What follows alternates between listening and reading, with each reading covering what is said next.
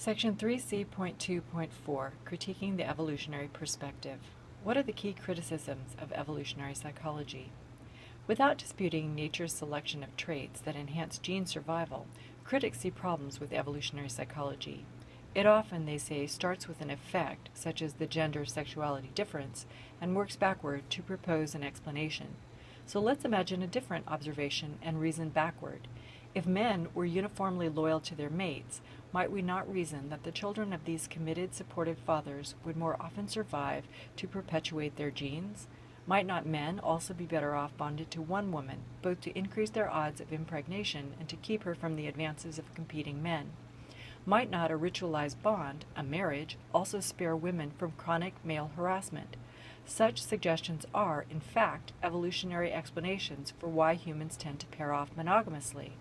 One can hardly lose at hindsight explanation, which is, said paleontologist Stephen Jay Gould, 1997, mere speculation and guesswork in the cocktail party mode. Some also worry about the social consequences of evolutionary psychology.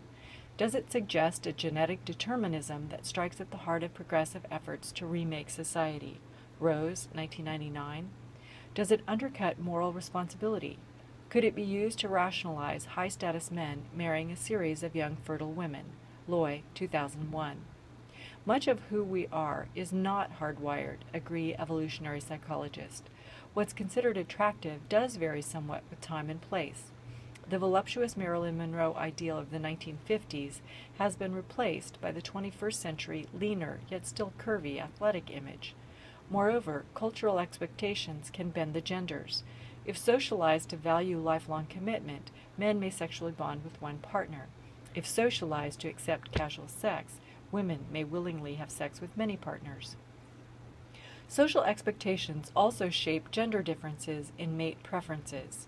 Show Alice Eagley and Wendy Wood, 1990, Wood and Eagley, 2002-2007, a culture with gender inequality, where men are providers and women are homemakers, and they will show you a culture where men strongly desire youth and domestic skill in their potential mates, and where women seek status and earning potential in their mates.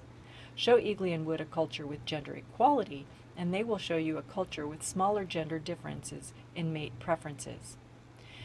Evolutionary psychologists reassure us that the sexes, having faced similar adaptive problems, are far more alike than different. They stress that humans have a great capacity for learning and social progress. We come equipped to adapt and survive, whether living in igloos or tree houses.